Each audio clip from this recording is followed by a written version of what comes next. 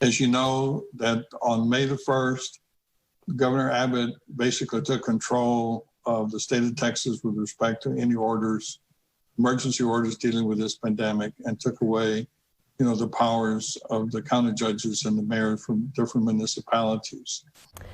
And now the Hidalgo County judge wants that power restored. Here's a copy of a letter he just sent to the governor you're about to see.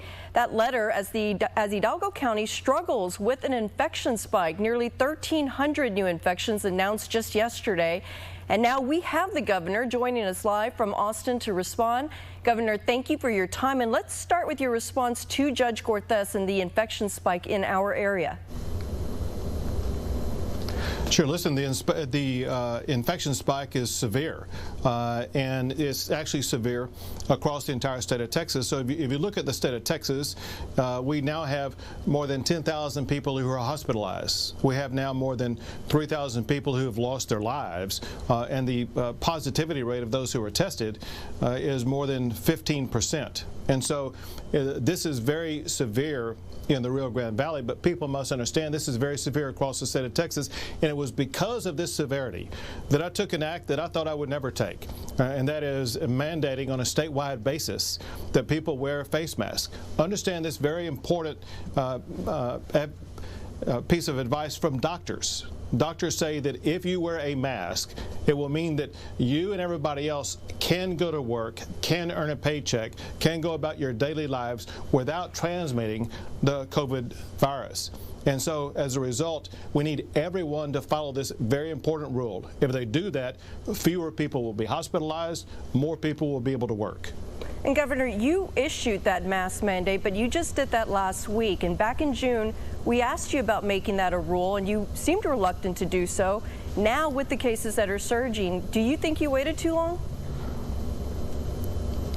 Well, we based that decision, as well as other decisions, on the data at the time. And at the beginning of June, the numbers in Texas, as well as the Rio Grande Valley, were still low. In the coming weeks, they began to increase, and we took measured responses. The first thing that we did, if you remember, was to order the closure of bars and certain other facilities that were known places where people were transmitting COVID-19. And so we wanted to take a measured step. And then local jurisdictions were able to enact mask requirements, and then the problem showed that it was not going away. In fact, it was getting worse, and as a result, it became necessary to use this step as the last best chance that we have to avoid a lockdown. The last thing that people need in the Rio Grande Valley or any place in the state of Texas is to lock Texas back down. That would be devastating to the pocketbooks of people watching this show right now. And so we need to make sure that we try to avoid that. But the only way that we can do that is if everyone embraces this cause for the next month or so to wear face masks to reduce the spread of COVID while still going through your daily activities. Governor, our hospitals down here in the Valley are at capacity, and back in April we saw pop-up medical facilities established in Dallas and Houston in anticipation of their hospitals running out of beds. Those cities have a lot of hospitals. We don't.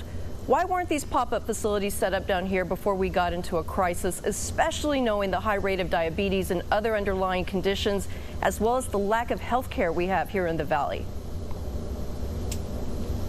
So I've been working with your local hospital officials for well over a month now to work on their capacity, to make sure that they did have adequate capacity. And as recent as several weeks ago, they were clear and consistent that they had the capacity. Here in the last few weeks, what we've been working with the local hospital officials on is to make sure they have the staffing.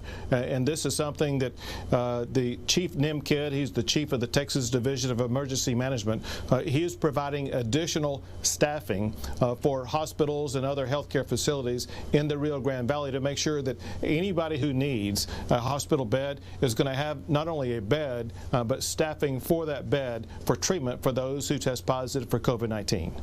Switching gears here a bit, the TEA recently issued guidelines to reopen schools. This is something that affects all families. If your decision makers believe it is safe to return to the classroom next month, why was it appropriate to close schools down in March when we didn't have anywhere near the number of COVID cases we now have? Sure. Remember, in the TEA standards, returning to school may or may not involve returning to the actual classroom. Pediatricians do say that returning to a classroom is the best setting for a child to engage with a teacher and other students. However, if COVID-19 is at a severe outbreak, the way the TEA standards work is for the first 3 weeks or so, the classroom process can begin through distance remote learning strategies that have been far more perfected than what they were at the end of the last school year. In addition to that, there are strategies in place such as if anybody in a school ever tests positive for COVID-19, that school will be closed for 5 days until the school is sanitized and until there's the assurance that no one is testing positive for COVID-19. Bottom line, those are just a few of the safety standards in place to ensure that schools are putting the health and safety of students and teachers and parents first while maintaining flexibility to make sure that children will be educated. The last thing we want to do is to have the children in the Rio Grande Valley lose an entire year of education. We want them to be able to continue to advance in their lives, and we can do that either through remote education or in-person education in the classroom. And Governor, is it true that TEA employees will not be returning to their offices until January due to virus-related safety concerns? I've not heard that at all. Okay, well, that's something that we've heard from a lot of educators, a lot of teachers. My parents are both retired educators, so I hear a lot from their friends that say that that is the case, and they wonder why is it okay for the TEA decision makers to stay home if they think it's safe for teachers to return to their offices. Why don't they do that? Yeah, so I don't think that's true. I'll give you an example, and that is we are at the Capitol every day, so we are in our offices as well as in our office. We've had the TEA commissioner with us there in the Capitol, and so I know that some people I know are showing up in their offices. I haven't gone down their hallway and checked attendance, but I do know that TEA officials are showing up for work like everybody else. Well, we will keep an eye on that. Finally, I do want to ask you, the federal government gave Texas $8 billion through the CARES Act, and that passed back on March 31st. It's been exactly 101 days since then. What have you done with the money, and are you planning to distribute more of that money to hard-hit areas like the Valley? So first, the way that money was distributed by Congress is for either cities or counties that have 500,000 people or more. They received a direct allocation of that funding from the Department of Treasury, and so that money didn't even come to the state of Texas. For cities and counties of less than 500,000 people, they get distributions from the state of Texas. What they have to do, the state of Texas has provided guidance on the types of things they get funding for.